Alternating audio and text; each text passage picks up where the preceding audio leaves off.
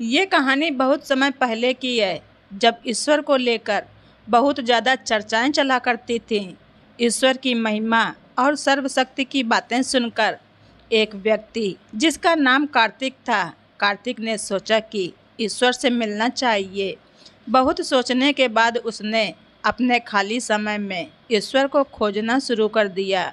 काफ़ी खोजने के बाद भी जब उसको भगवान नहीं मिले तो वो एक मंदिर में गया और पंडित जी से बोला, पंडित जी, मैं ईश्वर से मिलना चाहता हूँ, कृपा करके आप मुझे ईश्वर के दर्शन करवाइए। पंडित जी बोले, आओ यहाँ पर दक्षिणा चढ़ाओ और ईश्वर के दर्शन कर लो।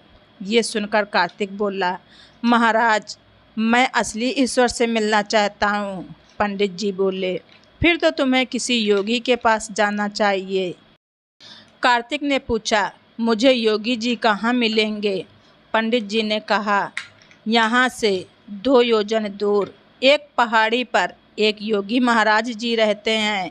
वो तुम्हें ईश्वर प्राप्ति का मार्ग बता सकते हैं। कार्तिक बोला, क्या वो कोई दान दक्षिणा लेते हैं? पंडित जी ने कहा, नहीं, योगी जी महाराज किसी से कोई दान दक्षिणा नहीं लेते हैं। यदि तुम खुद से कोई उपहार देना चाहो तो दे सकते हो उन्हें।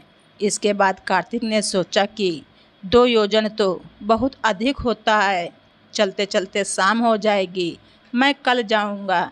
ऐसा सोचकर वो अपने घर वापस चला गया।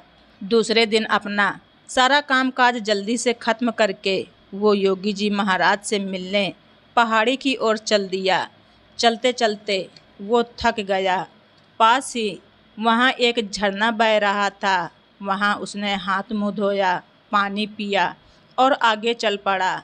आखिरकार शाम तक वह पहाड़ी पर पहुँच ही गया। उसने देखा कि पहाड़ी चारों ओर से मनमोहक फूलों की खुशबू से महक रही थी और वहाँ का वातावरण भी मधुर ध्वनियों से गूंज रहा था। और सामने पेड़ के नीचे गेहुए वस्त्रों में एक महात्मा जी बैठे फल खा रहे थे। उसने उस महात्मा जी को प्रणाम किया और पूछा कि क्या आप ही इस पहाड़ी के योगी महाराज जी हैं? महात्मा जी बोले, तुम्हें योगी से क्या चाहिए? कार्तिक बोला, मुझे योगी जी महाराज से ईश्वर प्राप्ति का मार्ग जानना है। महात्मा जी हंसे और वहाँ से चल दिए। वो भी उनके पीछे पीछे चलने लगा। थोड़ी दूर जाकर फिर बोला, महाराज, बताइए ना, क्या आप ही वो योगी हैं? महात्मा जी बोले, हाँ, मैं ही इस पहाड़ी का रहने वाला योगी हूँ। कार्तिक बोला, तो फिर आप मुझे ईश्वर प्राप्ति का मार्ग बताइए। महात्मा जी बोले, तुम ईश्वर को क्यों जानना चाहते हो? कार्तिक थोड़ी देर चुप रहा और बोला, बस ऐसे ही। महात्मा जी बोले, ठीक है, तो फिर कल आना। इस तरह 3 दिन बीत गए। योगी जी महाराज रोजाना कहते रहे, कल आना, कल आना।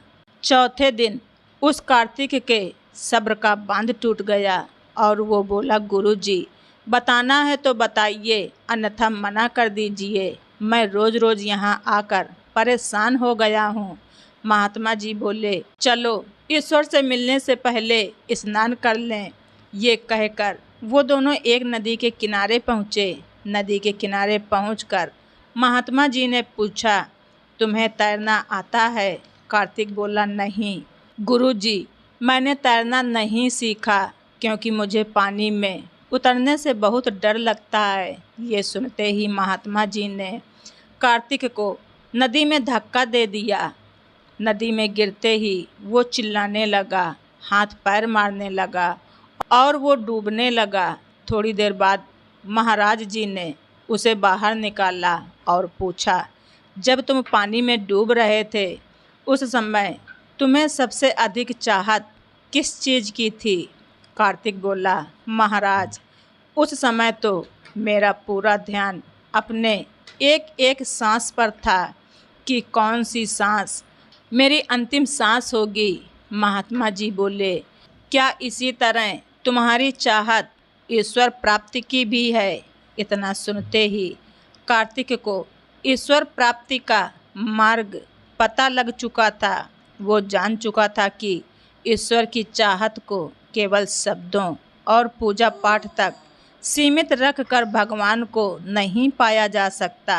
यदि सच में हम ईश्वर से मिलना चाहते हैं तो हमारे हृदय में ईश्वर के प्रति अटूट प्रेम, श्रद्धा और विश्वास होना जरूरी है। जब ईश्वर को आप दिल से चाहेंगे, निश्चय ही उसे अपने दिल में ही पाएंगे और उस दिन तुम्हें ईश्वर ज़रूर मिल जाएंगे। तो दोस्तों, आप सभी लोगों को हमारी ये स्टोरी कैसी लगी कमेंट बॉक्स में ज़रूर लिखें। चैनल पर नए हैं तो सब्सक्राइब करना ना भूलें। धन्यवाद। ऋचा वॉइस।